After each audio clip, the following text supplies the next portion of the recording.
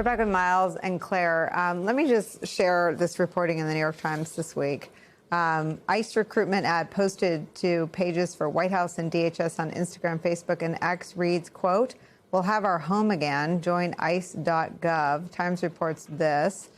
Administration social media posts echo white supremacist messaging. Quote, "We'll have our home again" is also the name of a song written by members of a self-described pro-white fraternal order that has been embraced by the Proud Boys and other white nationalist groups. Hundreds of explicitly neo-Nazi and white supremacist accounts have shared the song on Telegram, an encrypted messaging app, since 2020. The white supremacist who killed 3 black people at a Jacksonville, Florida dollar store in 2023 included lyrics from the song in his writing. So many echoes to good people on both sides, so many examples. Miles, of signs that your old boss, John Kelly, with his head in his hand at that public event where Donald Trump talked about good people on both sides in Charlottesville.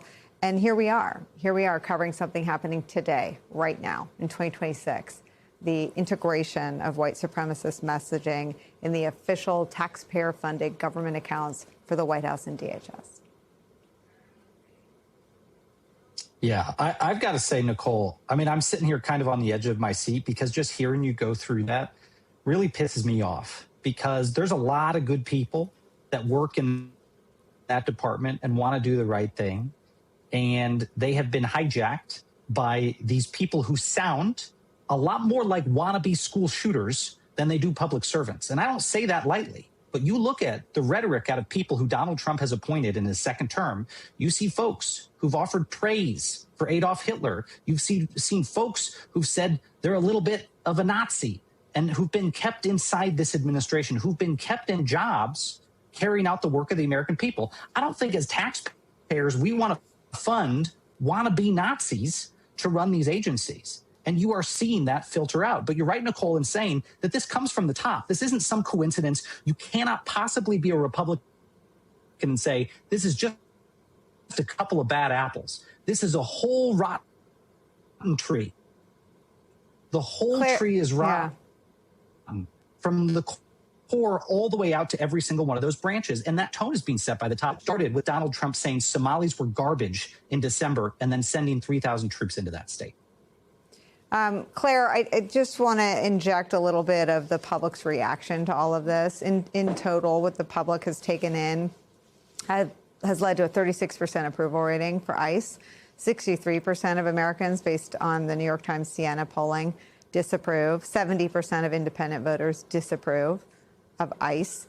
CBS News YouGov polling from January 14th to 16th, so before the killing of Alex Preddy, has 61% of voters saying that ICE is too tough and has gone too far. We haven't seen polling since that killing. Your thoughts on this very brazen public? I mean, I feel like we use words like dog whistle. They're totally inappropriate. This is state-sponsored messaging that aligns with, again, I'll quote the New York Times, quote, hundreds of explicitly neo-Nazi and white supremacist accounts have shared the song on Telegram, and it is the message being pushed out by the White House and DHS on Instagram. Yeah, and that article, it was a real eye-opener for me because it doesn't just cite that one post. There is a number of things that the department has posted and has pushed out on social media that have echoes of a white nationalist point of view of this country. And by the way, we don't even have to look there. All we have to look and see is what they're doing. I think one of the most powerful images I've seen since this debacle began in Minneapolis was those policemen that stood up and called out them racially profiling members of their forces when they were off duty, that they were getting stopped and asked for identification because they didn't look white. These were police officers that were pointing this out. So if the message from the top is it's okay in America to stop anybody who's not white, anybody with an accent, anybody who's black or brown, and ask them for identification, where they're from, that's what they're doing. And that is not America. That is not what we do in this country. So, and clearly, they're doing this. They're doing it every day, many times a day. And clearly they're doing this because the White House thinks it's fine. Stephen Miller embraces it. Kristi Noem thinks it's as American as apple pie. So not only are they not showing they don't support the amendments of the articles of the Constitution in detail, whether it's Article 1, Article 4, Article 2, Second Amendment, all of it, First Amendment, all of it. They are also profiling people because they're not white. And that is wrong and illegal and must stop.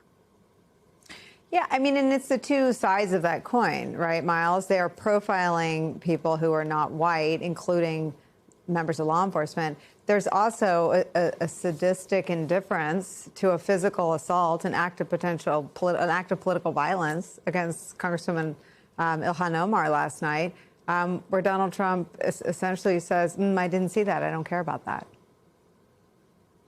Yeah, and his rhetoric about her specifically is the type of thing you worry about inspiring these people to come do things like this. I mean, that's another place it goes to the top, is Donald Trump is setting that example from the top. You saw it in the text messages of young conservatives around this country.